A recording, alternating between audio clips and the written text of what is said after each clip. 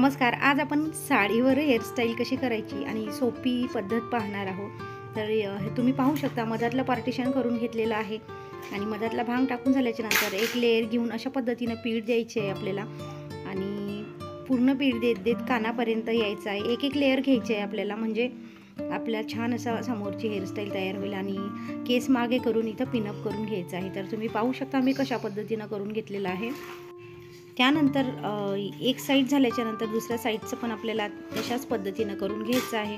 तर हे बघा, अशा पद्धतीनं लेयर घ्यायची, तिला गुंडाळायचं आणि एक एक लेयर त्यामध्ये गुंडाळत जायचं.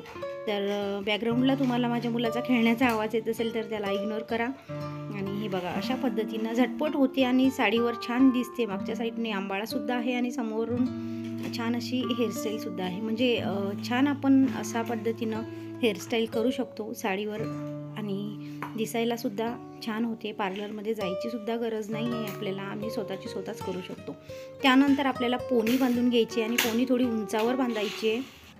तुम्ही पाहू शकता अशी उंचावर मी पोनी बांधून घेतलेली आहे. आणि हा बन आहे, हा बन याच्यामध्ये आपल्याला टाकून घ्यायचा आहे आणि अशा पद्धतीनं केस आपल्याला या पूर्ण बनच्या भोवती गुंडाळून घ्यायचे आहेत. तर हे बघा, तुम्ही पाहू शकता, तुम्ही सुद्धा असंच करून घ्याल.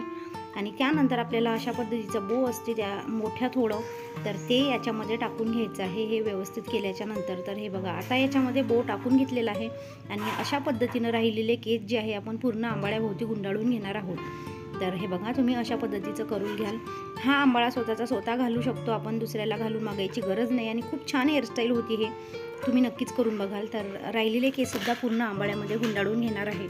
तर हे बघा, पूर्ण केस गुंडाळून घ्यायचे आहेत आपल्याला. तर अर्धी जास्त झालेली आहे आपली, अर्धी जास्त म्हणजे पूर्णच झालेली आहे बघा. तर आता याला मी आर्टिफिशियल गजरा लावून घेतलेला आहे. तुमच्याकडे ओरिजिनल असेल तर ओरिजिनल लावून घ्याल. तर बघा, 2 मिनिटात आपली हेअरस्टाईल तयार झालेली आहे. कशी वाटली नक्कीच सांगाल.